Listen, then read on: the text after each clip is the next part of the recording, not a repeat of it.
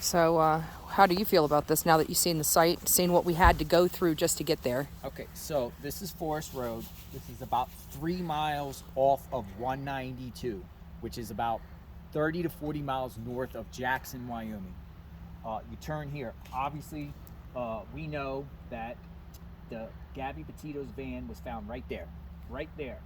And that is the Spread Creek. There's two creeks. One a smaller one and then a larger one. It's probably this high. It's flowing deep. Now Gabby's remains were about, I would say about 1,000 feet, 700 feet that way, right over there across the two creeks.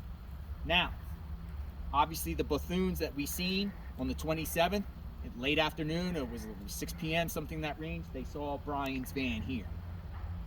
2-3 hours prior, Mary Piglets in Jackson, that's where Gabby and Brian ate, and they had the argument with staff. Gabby was outside on the sidewalk crying, according to an employee there, a witness. So here we are, very remote area. Turn around. These trucks, these dump trucks, come by this road every 10 minutes with dirt and dump off dirt. At the front,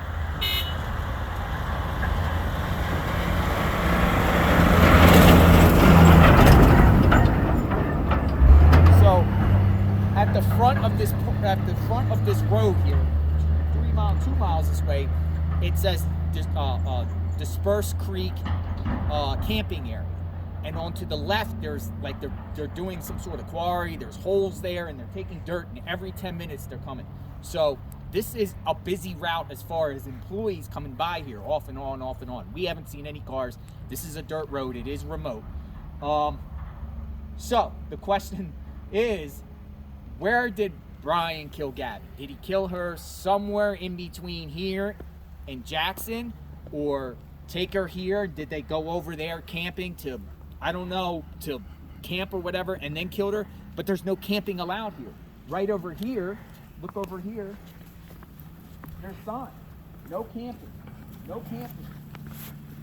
Right across from where the van was at. You can't just park here and think you can camp and be unnoticed. My belief was he dumped Gabby. He dumped Gabby here. He had to get rid of her.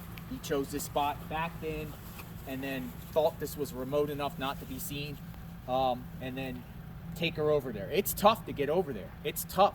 You have to cross over 2 creeks. Now, it's cold now because it's snowing. 2 months ago, refreshing. But to carry Gabby's body, which could be 100 pounds, 110, that's tough, man, over your shoulders, or he dragged her. I mean, and there's rocks. There's massive rocks. That's a tough task. But, you know, maybe Brian figured no one's back here. Got to cross over 2 creeks. Her body will be over there. And then her remains will, you know, maybe the skull and all that will just evaporate or whatever, you know, over time. Or the animals will get at her or whatever like that. Or he wasn't thinking at all. And just was desperate. But when we first started coming here, you were thinking that they were coming here to camp. Now that you've seen all this, you don't believe that? Not here to camp, no. Okay. This is so you now believe... Right off the road. Between here and Jackson on 192, along the way, it is Grand Teton Park, but on the way, on the left, on the right, there's no way to get off the roads. It's just barren land. Up here is the first probably opportunity to get off the road and dispose of a body or something. This was the most. So this was an area of opportunity. You couldn't do it between Jackson and here because there's just really no roads that go off there that you could just dump a body. So we can probably, even though this is speculation, we could probably say that they got in that big fight at Mary Piglet's. The fight spewed back to the van. He most likely killed her at the van. And choked her out in the van. And then he realized what he did, and he just needed to get somewhere quick to dump the body, because you can't drive around with a body in your car. Because the afternoon of Mary Piglet's, I believe it was between 2 and 3. That's when they were there, and that's when they, you know, had the blow up, you know, not paying and going in and out and yelling. From there to here, which was that. It was about a 30-minute drive. Seeing it at 6 o'clock. That's a 3-hour span. Yeah, but the drive here was about 30 minutes. Yeah, the drive here 45 minutes. Tops. Yeah, tops. So something happened in between or whatever like that. But the reason why I say he probably killed her at, when they got in the car at Mary Piglet's, because I don't see him, I think we discussed this, I don't see him choking her out while he's driving down the road. Exactly.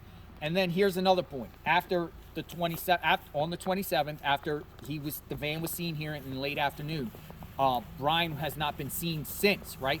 Till the 29th. Yep. Now, an individual, I think her name was Miranda Baker. Coulter Bay. Coulter Bay is about maybe like 25 miles that way. Which you could get to by walking. Which if you walked along this creek line, it takes you that way. It takes you back up to 192. You cross under it or across it, and then you attach to the Snake River.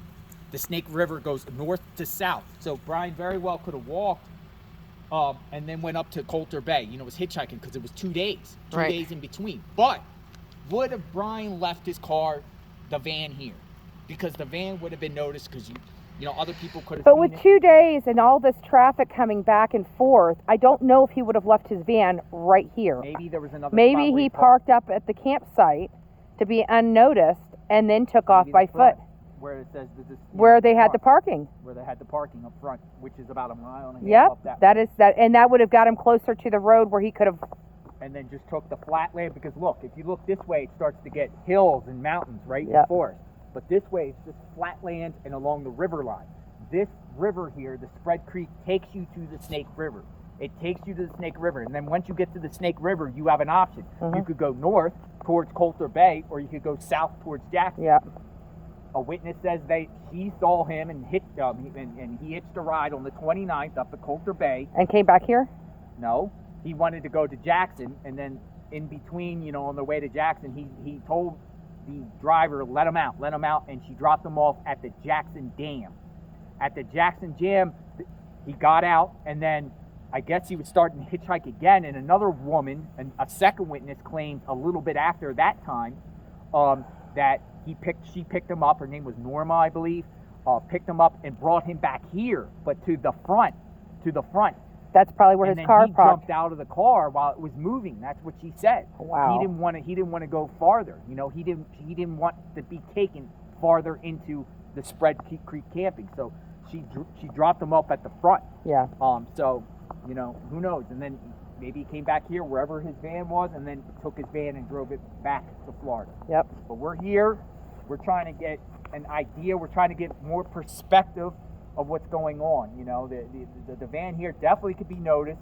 Obviously, that car. But with him now that we know that he was dropped off at the front, he probably did go back up the front, park it to make it unnoticeable. And then when he realized what he did and he needed the van to get out of town, he probably hitchhiked back. Yep. Or maybe parked it deeper down that way. Yeah. Drive down there now. We can drive down there. All right. Let's